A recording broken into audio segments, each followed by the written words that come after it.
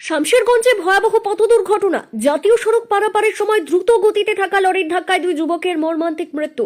গুরুতর আহত হয়েছেন আরো দুজন। শনিবার রাতে ঘটনাকে কেন্দ্র করে ব্যাপক উত্তেজনা সৃষ্টি হয়েছে শামশেরগঞ্জ থানার অন্তর্গত জয়কৃষ্ণপুর ঘোষপাড়া 12 নম্বর জাতীয় সড়কে। মৃতদের নাম আসিফ শেখ এবং মারফাত শেখ।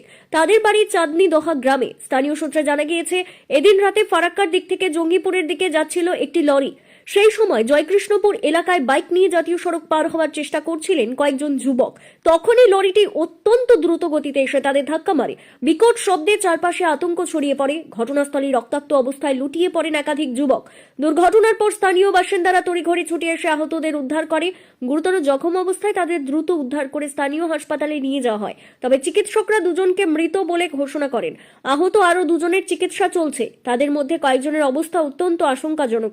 ঘটনার খবর পেয়ে দ্রুত ঘটনাস্থলে পৌঁছয় শামশেরগঞ্জ থানার পুলিশ।